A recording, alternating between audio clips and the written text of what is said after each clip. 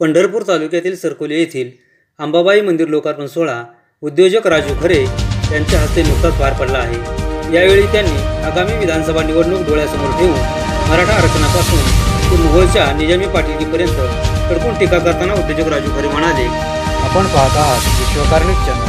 छत्रपती शिवाजी महाराज यांचा आदर्श मानून सर्वप्रथम या कार्यक्रमाच्या निमित्तानं मी समस्त सरकोलीकरांना आवाहन करतो की महाराष्ट्रामध्ये चाललेल्या मराठा आरक्षणाला माझा जाहीर पाठिंबा आहे आणि मराठ्यांना आरक्षण मिळालंच पाहिजे, हा त्यांचा मूलभूत हक्क आहे। आणि त्याच्यासाठी जर तुम्ही मला संधी दिली तर विधिमंडळात सुद्धा आवाज उठवू, परंतु आपल्याला आरक्षण मिळाल्याशिवाय आम्ही स्वस्थ बसणार नाही। आणि मग देव देश आणि धर्माचे रक्षण करण्यासाठी आई तुळजापूरच्या भवानीच्या आशीर्वादानं छत्रपती शिवाजी महाराजांचा जन्म झाला। त्यावेळेचा कालखंड असा होता की आपले देव सुद्धा आपल्याला लपवावे लागले होते, आपला धर्म सुद्धा संकटात होता। त्यावेळेला आई तुळजापूरच्या भवानी मातेनं छत्रपती शिवाजी महाराजाला दृष्टांत दिला आणि भवानी तलवार देऊन या महाराष्ट्रामध्ये, या देशामध्ये हिंदवी स्वराज्य स्थापन व्हावं म्हणून भवानी मातेनं आशीर्वाद दिला। आपल्याला माहिती आहे की 350 वर्षापूर्वी या महाराष्ट्रामध्ये, या देशामध्ये छत्रपती शिवाजी महाराज रयतेचा राजा होऊन गेला। आजही आपण महाराजांना नतमस्तक होऊन कारभार करतो, या म्हणणार नाही, परंतु आवर्जून आई भवानी मातेला मी कळकळीची मागणी करतो की दार उघड बाई, आता दार उघड। मोहोळ मतदारसंघामध्ये या 17 गावामध्ये रस्त्याची प्रचंड मोठ्या प्रमाणामध्ये गैरसोय झाली, पाण्याच्या बाबतीमध्ये गैरसोय झाली। 2009 ला आपण बाहेरचा उमेदवार निवडून दिला, 2014 ला आपण मुंबईतनं आपल्या उरावरती घेतकेन उमेदवार दिला, तोही निवडून दिला आणि 2019 ला इंदापूरवरनं पार्सल आणलं, तेही आपण निवडून दिलं। परंतु याची फार मोठी किंमत आपल्याला मोजावी लागली। आज ज्यावेळेला मोहोळ मतदारसंघामध्ये काम करतो तेव्हा अभिमान आहे या गोष्टीचा। जे सरपंच सरकोलीचे पांडुरंग भोसले साहेब आपण म्हणाला की भारत नाना स्वतः खर्च करून काम करत होते, भारत नानाची दानत होती आणि दानत होती म्हणून पंढरपूरच्या जनतेने त्यांना जिवंत असेपर्यंत त्यांच्या अलोट प्रेम केलं। त्यांना 3 वेळेला महाराष्ट्राच्या विधानसभेत निवडून दिलं। नानांचे माझे अत्यंत जिव्हाळ्याचे संबंध होते, माझे पारिवारिक संबंध होते। आणि मी आज तुम्हाला सांगतो की ज्या वेळेला या मोहोळ मतदारसंघामध्ये काम करत असताना मागेल त्याला रस्ता, मागेल त्याला पाणी, मोहोळमध्ये 15 दिवस पिण्याचं पाणी नव्हतं आणि नागनाथाची यात्रा आल्यानंतर ना मुलगी आईला फोन करून विचारत होती की आई, मी माझ्या नवऱ्याला, माझ्या लेकरा बाळाला घेऊन मोहोळच्या नागनाथाच्या यात्रेला येते। तर आईने उत्तर दिलं मुलीला की बाई तू काय येऊ नको, कारण इकडे 15 दिवस प्यायला पाणी नाही आणि मग तुझ्या बरोबर असणारी तुझी पाहुणी रावणी, लेकरं बाळ, नवरा यांना मी कुठून पाणी आणून देऊ। इतकी भयानक अशी परिस्थिती। आणि मग नागनाथाच्या यात्रेच्या निमित्तानं मी ताबडतोब पहिले 5 टँकर दिले, त्याच्यानंतर पुन्हा 5 टँकर वाढवण्यात आले। आणि मला ज्या वेळेला दुष्काळाची दहात माझ्या लक्षात आली त्यावेळेला 24,000 लिटरचे पुन्हा 5 टँकर, असे 15 टँकर हा पंढरपूरचा सुपुत्र मोहोळच्या दुष्काळामध्ये लोकांना पाणी पाजण्याचं काम करत होता। ही दानत आमची आहे। भोसले साहेब आपण म्हणाला की ही नानांची दानत होती, पण या पंढरपूरच्या मातीचा एक गुण आहे की इथं खूप चांगली माणसं जन्माला आली। आणि मग या दुष्काळामध्ये 15 टँकरना आपण ज्यावेळी पाणी देत होतो तर 15 दिवस मोहोळला पाणी येत नव्हतं। त्यावेळेला युवतीच्या तलावामध्ये 4 मोटरी लावून अनगरला पाणी नेण्यात येत होतं, कारखान्याला पाणी नेण्यात येत होतं, 500 एकर जमीन उसाखाली ओलीच्या खाली येत होती आणि दुसरीकडे मोहोळच्या जनतेला पिण्यासाठी पाणी नव्हतं। अशी भयानक अशी बिकट परिस्थिती। आणि मग मोहोळकरांचं सब रजिस्टर ऑफिस नेणं, मोहोळचं तहसील कचेरी नेणं, मोहोळची एक एक कार्यालय नेणं, पंढरपूरच्या 17 गावाची आम्हाला काही गरज नाही अशा पद्धतीची दादागिरी, दडपशाही, तानाशाही आज या मोहोळ मतदारसंघामध्ये आहे। आणि आज भवानीच्या साक्षीला ठेवून मी आज तुम्हाला कळकळीचं आव्हान करतो की पंढरपूरच्या 17 गावाची नैतिक जबाबदारी आहे की मोहोळच्या जनतेला दादागिरीतून, दडपशाहीतून आया बहिणी जर आपल्याला सुरक्षित मोहोळमधल्या ठेवायच्या असतील तर या अनगरची निजामी पतेलकी आपल्याला संपवावी लागेल। आणि भवानी मातेला मी आज मागणं करतो की आई भवानी माते, जसा छत्रपती शिवाजी महाराजांना आशीर्वाद दिला तसा या पंढरपूरच्या सुपुत्राला आशीर्वाद दे।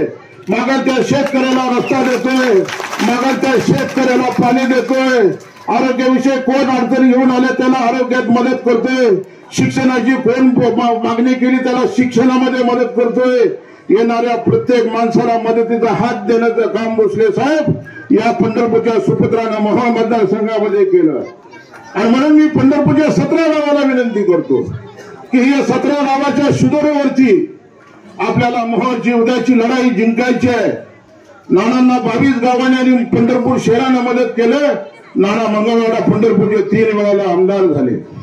अशाच पद्धतीची मदत या 17 गावांनी उद्या या पंढरपूरचा सुपुत्र म्हणून राजू खरेंच्या पाठीशी खंबीरपणे उभं राहावं असं मी कळकळीचं आव्हान आपल्याला करतो। कारण ही आपली नैतिक जबाबदारी आहे। ज्या वेळेला भवानी मातेचं भोसले साहेब आम्ही भूमिपूजन केलं त्यावेळेला मी म्हणलं होतं की राम हरी आज याचा भूमिपूजन सोहळा झाला, मी पुन्हा ज्या वेळेला इथं येईल त्यावेळी मंदिराच्या उद्घाटनाला येईल। परंतु मला कामगार मेळाव्याच्या निमित्तानं मला यावं लागलं आणि मी तिथं आल्यानंतर मंदिराची त्यांना मी विचारपूस केली। मी राम हरीला 2 दिवसाला, 3 दिवसाला, 4 दिवसाला फोन करून विचारत होतो की राम हरी अशा पद्धतीचं भवानी मातेचं मंदिर उभं राहिलं पाहिजे, इतकं देखणं मंदिर उभं राहिलं पाहिजे की सरकोणेकरांना हेवा वाटावा अशा पद्धतीचं भवानी मातेचं मंदिर उभं राहावं। कारण या सरकोणीला भारत नावाच्या नावाने एक ओळख होती आणि आज राजू खरे हा पंढरपूरचा सुपुत्र म्हणून सरकोलीमध्ये एक भवानी मातेचं मंदिर बांधतोय। निवडणुका येतील, निवडणुका जातील, आज आपण नानांचं नाव घेतो, आज या मंदिरावर लावलेल्या पाठीवरती राजू खरेंचं नाव आहे, कधी नाव पुसलं जाणार नाही। आणि मग आपण पाहतोय या मोहोळ मतदारसंघामधली फार विचित्र परिस्थिती आहे। तिथल्या आया बहिणीवर सुद्धा अन्याय अत्याचार केले जात आहेत। अनगरमध्ये उज्ज्वला थिटे नावाची महिला पोलीस पाटलाची सून 28 एकर जमिनीची मालकीन नवरा वारल्यानंतर, सासरा वारल्यानंतर ना तिला बेघर करण्याचं काम या अनगरकरांनी केलं। 50 वर्षे पोलीस पाटीलकीच्या घरामध्ये ज्यांचा सासरा पोलीस पाटील होता, ज्यांचा नवरा पोलीस पाटील होता, ज्या वेळेला ते गिदो घरी गेले त्यावेळेला ती बिचारी एक मुलामुला घेऊन 28 एकर जमीन करत होती। परंतु या काळ्या नजरेनं तिच्यावर दृष्टी पडली अनगरकरांची आणि जातीवंत पाटील घराण्याची ती सुनबाई होती माझी भगिनी। शेवटी जीवाला आणि मुलाला वाचवण्यासाठी तिने अनगर गाव सोडलं। या देशाला स्वातंत्र्य मिळून 75 वर्ष झाली आणि 15 ऑगस्टला ती माता, ती भगिनी माझी मोहोळच्या तहसील कचेरीच्या समोर उपोषणाला बसली आणि तिची मागणी काय होती की माझी 28 एकर जमीन मला करू द्या, माझा एकुलता एक मुलगा आहे, त्याचा वडील वारलाय, त्याचा आजोबा वारलाय। या पाटील आमच्या पोलीस पाटील घराण्याला या अनगरमध्ये 2 नंबरचा मान आहे। परंतु त्या थिटे उज्ज्वला थिटे नावाच्या ताईला 28 एकर जमीन सोडून, घरचा वाडा सोडून तिला पुण्याला स्थायिक व्हावं लागलं।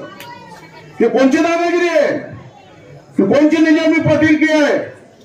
तर छत्रपती शिवाजी महाराज असले असते तर या पाटलाचा चौरंग केला असता। आणि म्हणून मी पंढरपूरच्या या 17 गावातल्या जनतेला मी कळकळीचं आवाहन करतोय की आपल्याला ही निजामी पाटीलकी संपवावी लागेल. पंढरपूरची भूमी ही वारकऱ्यांची भूमी आहे, ही साधू संतांची भूमी आहे. पंढरपुरामध्ये इतके दादा आले, इतके दादागिऱ्या झाल्या, इतके गुंड जन्माला आले, परंतु पंढरपूर शहर आणि पंढरपूर तालुक्यानं या गुंडांना चंद्रभागेमध्ये गाडण्याचं काम केलं. अशी ही पंढरपूरची नगरी आहे. आणि म्हणून मी या 17 गावांना निवडणुका 2 महिन्यावर येऊन टेपलेल्या आहेत.